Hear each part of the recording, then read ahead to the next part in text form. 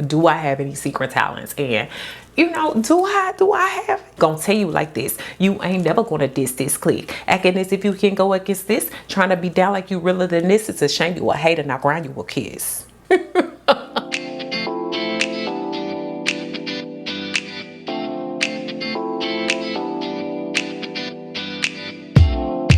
Hey, what is up, y'all? It's your girl, Dr. Nina, and I love these kind of videos because I get to be so relaxed with you.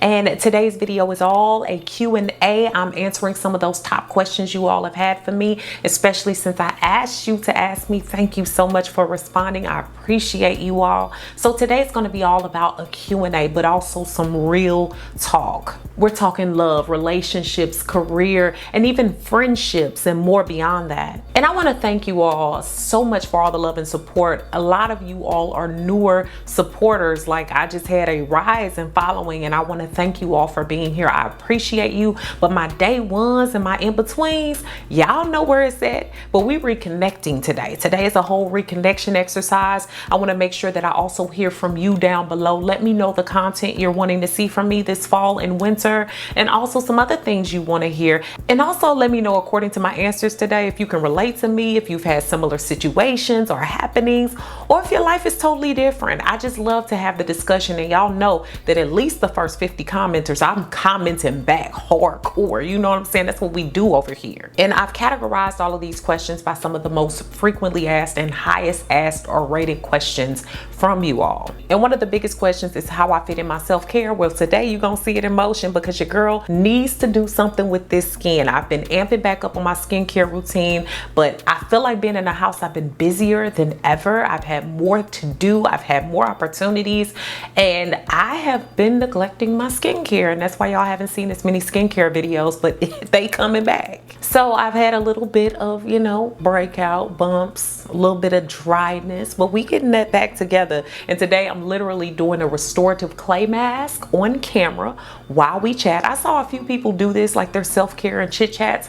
I thought it was cool. And y'all know I love my Tiffany products, and I'll be using the Tiffany Beauty Mask today. It's a repairing and facial mask created to rejuvenate and restore the skin to its natural balance. It's made with butterfly flower, which is rich in antioxidants, polyphenols, and zinc oxide, which are a part of the skin's dietary defense. And the kaolin clay within it is a gentle exfoliator, which has been described as pretty much good for all skin types. And if you're interested, of course, I've linked it down below for you guys, and use my code DN20 for 20% off your order. Remember that all items I mentioned can be found down below in the information section. Now let's get into this Q&A. So I have a lot of questions from those over on Instagram. If you're not following me, make sure you are at Beautiful Brown Baby Doll, y'all. We trying to grow the community over there. But I also have a lot of questions that you all post here on YouTube. First off, this Tiffany Beauty Mask smells so good, y'all.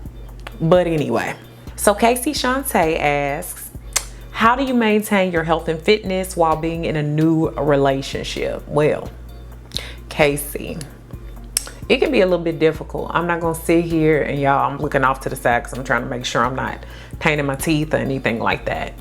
I don't know. Casey, valid question, because I feel like when people sometimes, and I've done this too, get into relationships, we tend to neglect some of our self-care in efforts to try to make that other person feel as special as possible, without realizing that a lot of what attracted them to us in many situations is how we carried ourselves and what we do and how we do it. And when I say what we do, I'm talking about how you are as a person, those types of things. And my fitness is something that shapes me, right? It helps me stay determined. It helps me to stay focused. And those are all the reasons, some of the reasons why my man loves me. Right? I stay focused on it because it's a part of who and what I am. I dedicated my life to it. I dedicated myself to it. And it's something that I hold myself accountable on. And furthermore, because he loves me, he also engages, and I love him. He also engages in taking care of his body, which was the reason why I was very attracted to him. He takes care of his body, which is a part of his physical, emotional balance as well. So that helps me to stay focused. So one of the bigger things is making sure that that person also, they don't have to work out as much as you or be as strict as you, but to have someone that supports you and also supports themselves in some similar things. That's why equally yoked is a thing. It makes it easier. It really does. And I made this promise to myself. I didn't make it for anybody else. And as you all know about my fitness journey, losing over 100 pounds and keeping it off, I really don't want to have to do that again. So for me, it's about staying focused, staying balanced. That's a part of my boundaries. That's a part of my package. That's a part of who and what I am. If I didn't have that part of my life, I wouldn't be as emotionally sound as I am. I wouldn't be as dedicated and motivated as I am. So if you're going to have that momentum before a relationship, keep it after. It shows character. It shows how you are. It shows how dedicated you are. And I feel like it shows a lot more than you wanting to keep a nice, tight, snatched body. Hopefully that helps, Casey. I had a question from Trina09. Boo put in a lot of questions. Thank you, Trina. She said, how has your relationship changed during the pandemic time? So my relationship changed drastically during the pandemic time. So I will say, we had been with each other a bit less than about 2 years. And he moved here to Houston. And wow, right? During the pandemic. And this was something that I'm gonna have to say changed my, I knew we were headed towards seriousness, and we were serious. We had been long distance, for those of you all that want to know. So all of y'all that was catching me in Chicago, okay. So when he moved here, that made it all the more special in our relationship, because if you all know how social status or stature is that women usually have to do the most, and yeah, I do a lot for him. But when he moved, it changed things, and it also showed me the dedication, the motivation, the love, the care, and the intention in motion, not just intent, but execution. Okay. So not only that, it's allowed us to become, we always saw each other a lot anyway, but it's allowed us to become stronger and closer. We spend a lot of time with each other. I mean, just because you don't want to be in and out of the house for no reason, right? With everything that's going on. So we spend most of our time together. We do most activities together. We both work from home. So it's been really nice to have him here and have us be able to talk with one another. We've had, just like any relationship, we've had our ups and downs. I mean, our downs haven't been all the way down the hill in the valley, but we've had real conversations, real arguments, real people, real discussions. We've been able to talk about social issues. We've been able to do a lot. And let's talk about the spirituality, right? We pray together. We talk about God. We, before all of this happened, attend church together, but still get to catch that online, that kind of stuff. We also spend even what little time we get to spend with other people together in small, safe groups, of course. But that has really helped me to get a better view of him as a full person in my life. And that has been so beneficial. So it's changed my relationship for the best. And I do feel like in these situations, being a psychologist, it does, it's either one or the other, better or worse in these types of situations. Because the world being open allowed us to avoid a lot of things, and now we can't. So I feel like that has really been a blessing for the both of us, is to be able to see each other transparently without the fluff. Not that we weren't doing that before, but now, I mean, there's no avoiding it. So good relationship stuff is what I can say. La Vie Est Belle 114 asked, do you follow any specific diet? Eat. That's my diet plan. I mean,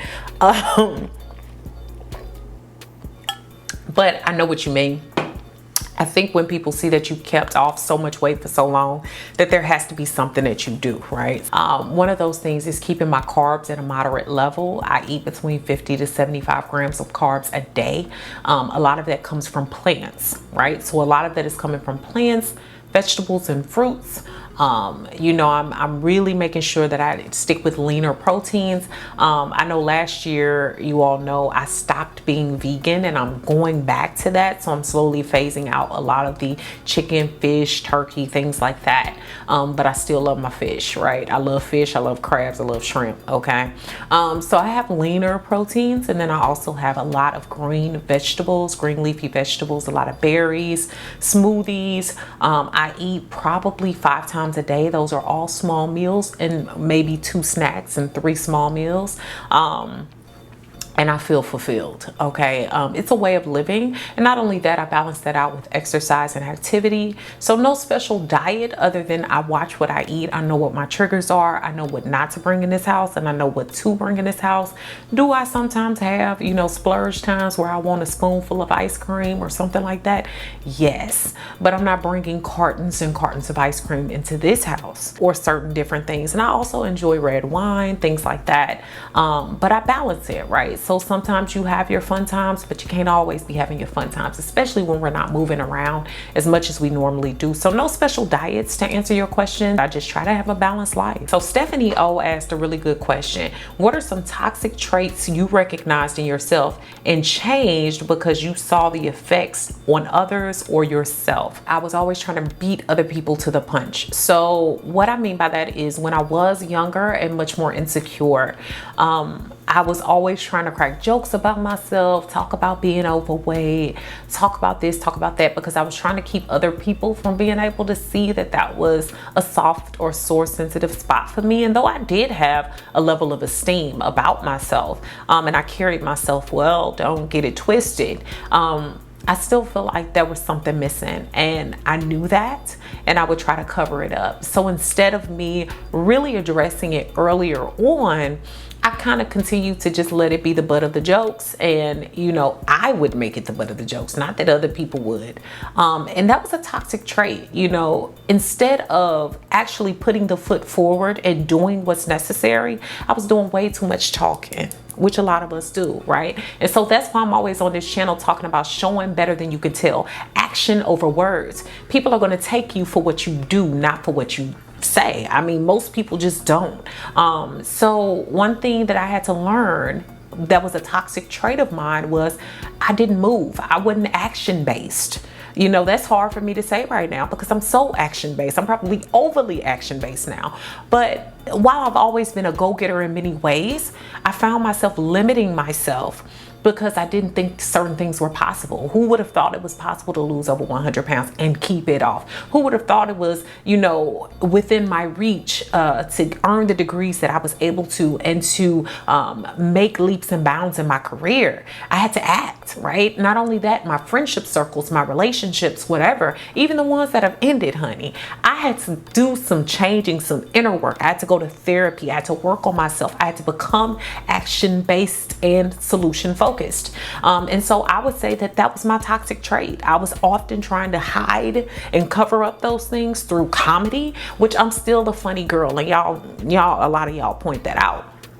But I think a big part of me needed to get serious about making moves. It was no longer being able to just joke and be funny about it for the rest of my life, right? Now as an older woman, I know where my strengths lie. I know where my weaknesses lie, and I've faced them. There's nothing you or anybody else can tell me about myself that I really haven't done the work on. Not that I'm saying nobody sees anything I don't, because there are blind spots for all of us.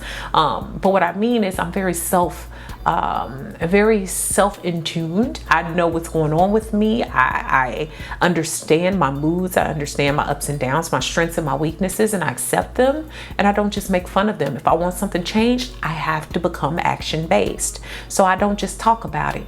I be about it. Okay, hopefully that helped. Naya Doll says, that's cute. What were some of your biggest insecurities when you were a young adult?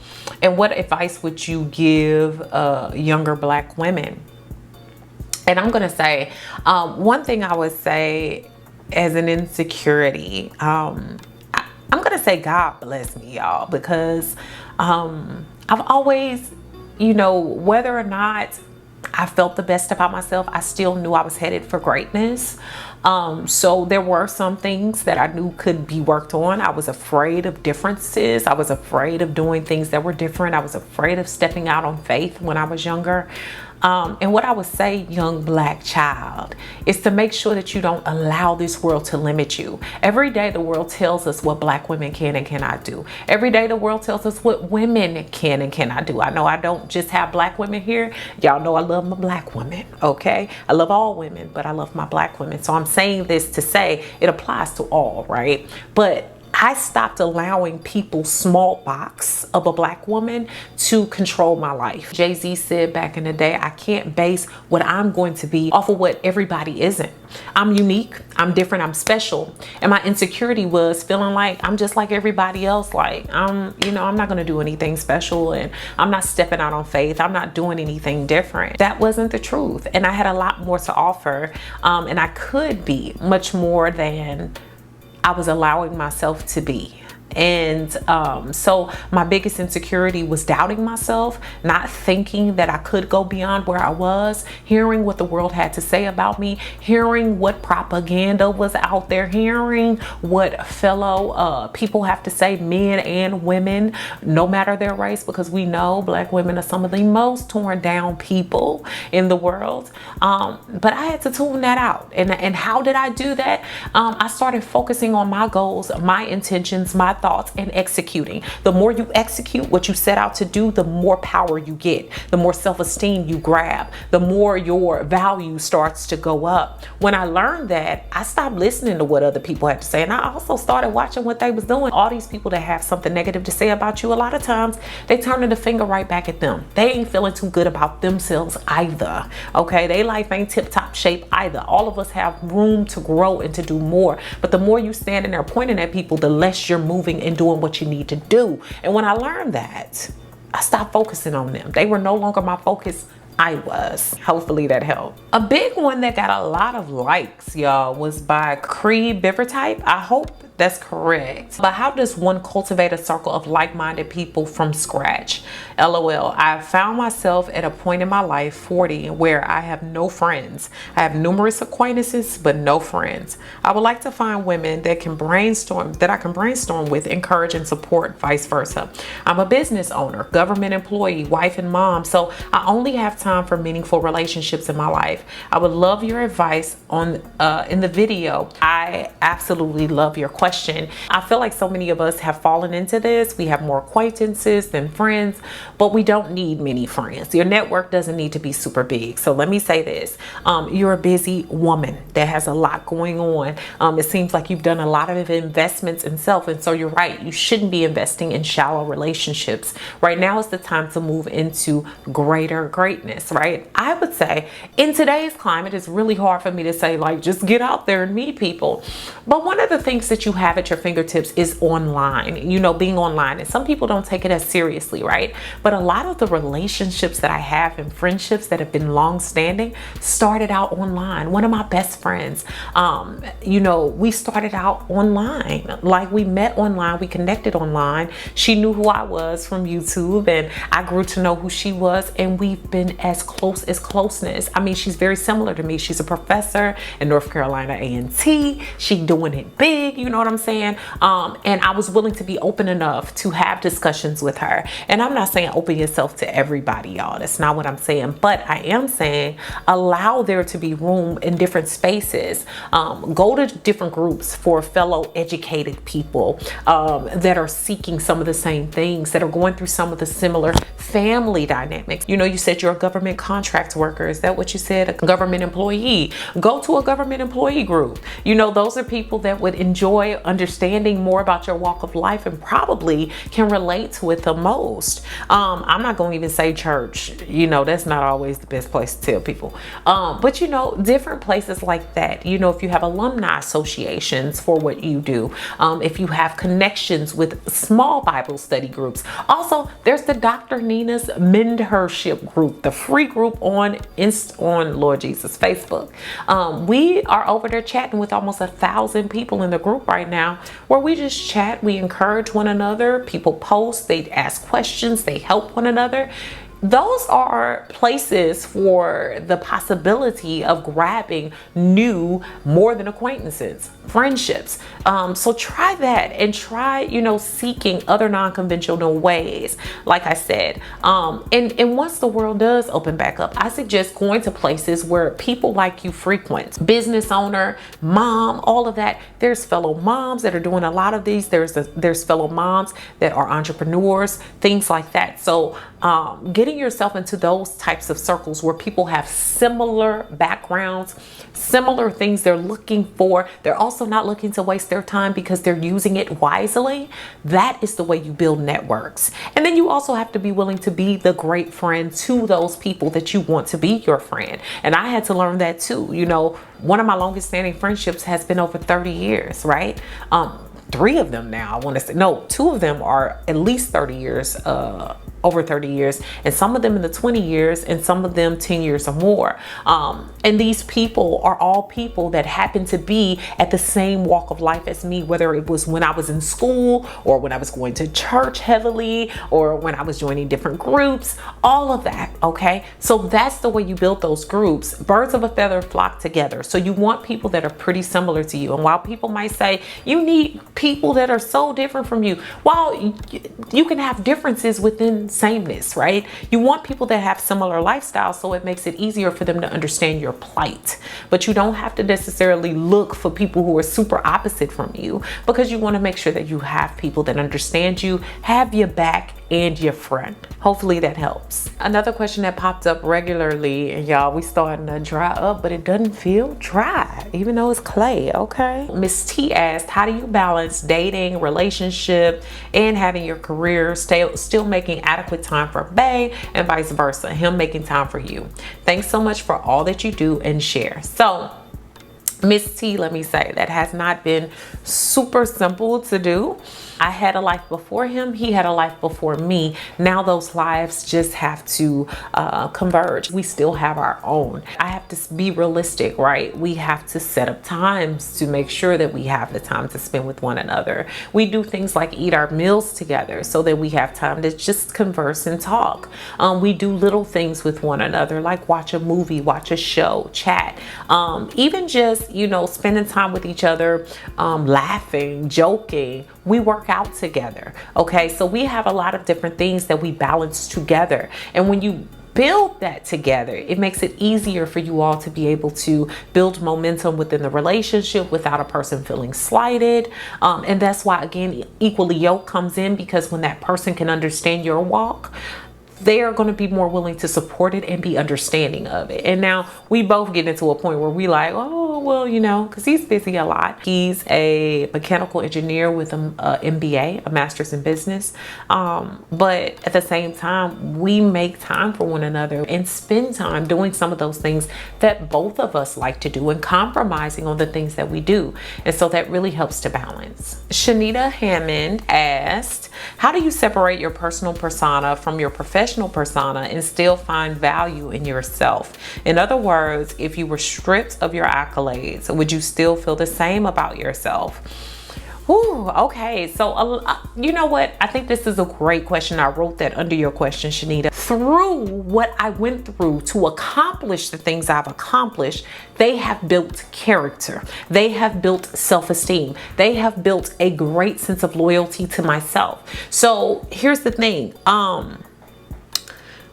A lot of times, you know, people think that for some people, all of their self-esteem and all of their greatness and any arrogance, which arrogance is different from self-esteem, let's say that, has come from the accomplishments that they get. And I'm going to have to say that it doesn't just come from those accomplishments. What people have to appreciate is the journey. A lot of us spend a lot of time outside of this. Like, this camera is very little of my life. Through all of these things I've achieved, there's been a line of work. It didn't just happen. You know, the achievement is not what brought the joy. It was what I was able to work towards. Even with weight loss, right? I had to work up to the weight loss. It wasn't the end body. While that's nice, what I learned about myself is I had diligence, patience, perseverance. I had a good spirit, a warm heart. Not only that, I proved to myself that I could set a goal and achieve it. So through that, I built the confidence, I built the self-esteem. So to answer your question, would you feel the same about yourself? I can't say that I would, right? Because I work towards those things, and through those journeys, I become the person that you've seen, not just because I earned something. So my hope is that even if it wasn't these things, it would have been something that I was working towards, that I accomplished and I achieved and I felt good about. Just like I feel like I'm not a mother yet, but I feel like a mother can feel very accomplished for the love that she gives to her children, for the care that she can take of her family, for the things that she can do with her husband. All of those things are important. And so while my journeys have been different, they yield similar results. I feel fulfilled in my life and I feel good as a person because I've worked towards something. I've respected the journey. I didn't skip the steps. I did what I was supposed to, right? So all of those things have brought me joy. So hopefully that answers your question. I saw a lot of career questions and I feel like all of them kind of boiled down to the same thing while presented differently. So I'm going to answer one of those. And this is from Pristine Tish. She says, PhD tips, work-life balance. Can you tell me more about that, basically? And what I'm going to say for you is, I think everybody loves to have this quote unquote balance, but it's not always balanced. Like life is going to have sometimes where you're doing more work than you're doing play, and sometimes where you're doing more play than you're doing work. And so I think we have to stop thinking that there's going to be these perfect categories for us when it comes to making sure that our lives are balanced, right? Balance comes in many forms. You know, right now, if you're a PhD student, if you're an undergraduate student, if you're a high school student, if you're just a student of life, right? You hear me? If you're a street student, all right? You still have to have, you know, different times where you're doing more work and different times where you're doing less. So now all of this comes with taking all of that with a balanced attitude. So instead of thinking of it as, how do I get a work-life balance? Realizing that certain parts of your life are going to be haywire, but also making time for the things that you need. So for me, it's self-care. So whether it's in the morning, I make sure that I work out. I've always told you all that. I make sure that I go through the motions of taking care, doing the self-care, washing my face, brushing my teeth, showering, all of those things that give me joy, putting on clothing, things like that, that work in self-care in my day. And then I do all my work I need to do, which I also try to make sure I break that up with nourishment and doing things that I like to do, answering text messages and phone calls from family and friends, things of that sort. So the way that you do that work-life balance is know that sometimes it's going to be a juggling act. And when you expect that, you get less frustrated with trying to create this perfect balance and realizing that all of your life will be like that. Even if you weren't doing a PhD, even if you weren't going to college, even if you weren't in high school, even if you weren't working that job that you love or don't love, there would still be something in your life that's either keeping you busy at some points and less busy at other points. And so I kind of take life in stride and realize that I have to make time for the things I want.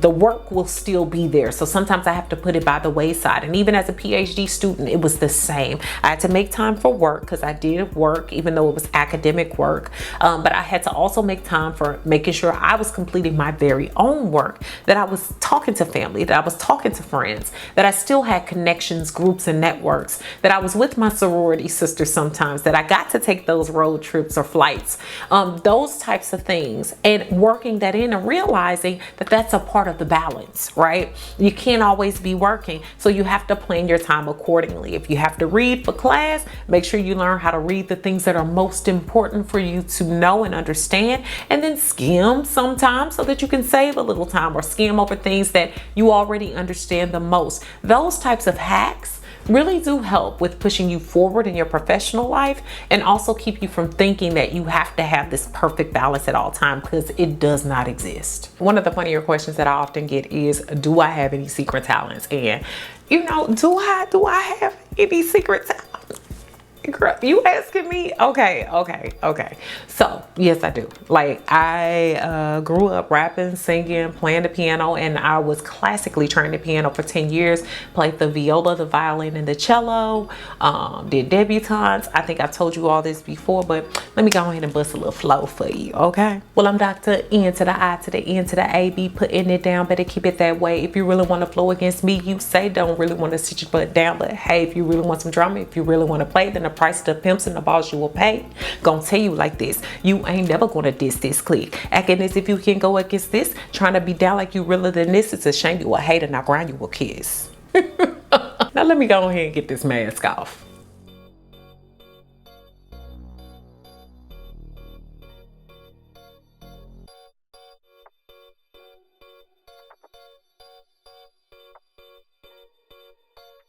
So y'all, I have to say that my skin feels smooth and soft to the touch. My pores even feel more snatched. Not only that, this is a clay mask and it is not drying for me. And this one is literally restorative. And so I want to make sure that I thank Teamy for sponsoring today's video because y'all, your girl's skin is feeling amazing. So if you're interested, make sure you check out the link in the description box and use my code DN20 for 20% off. So hopefully y'all have learned a little bit more about the Nutty Professor today, okay? And we've had a little bit of fun, and I am hoping to continue to do these. So if you have more questions, comments, thoughts, if you can relate to a lot of what I said, or if you can't, let us know down below and we will continue in these conversations. But remember, I also want your video ideas, and also come chat with us in the Dr. Nina's Mentorship absolutely free private group over on Facebook. Make sure that you comment, share this video with someone who can use it, and subscribe. Thanks so much for watching, guys. Beautiful brown baby doll. Peace. While you're here, y'all, go ahead and thumbs up this video if you like it, comment, share, and also subscribe. This helps the community to grow and flourish and helps me to continue to bring you the content you love. And some of you all said you haven't received your notifications, so make sure that you're also clicking that bell and choosing all the notifications so you know when I upload on Thursdays and some Sundays. Also, check the links in the description for my free new Dr. Nina's Mentorship Facebook group, which is a group of like-minded individuals looking to progress, grow, and support one another along the way. The Now That's Life podcast is about to go into season 2, so I suggest you go ahead and subscribe to the podcast on all your major podcasting platforms. All descriptions and links for that and my free supernatural video course are found below. Special thanks to Jason Bowie of Trinity Media Solutions for co-producing and filming today's video. His information can be found down below in the information section. Thanks so much for all the love and support over on my new website. If you haven't already, go ahead and check it out and join me for new ways to interact with me, giveaways and prizes, weekly emails, as well as my free 8-day supernatural video course, which is free when you sign up.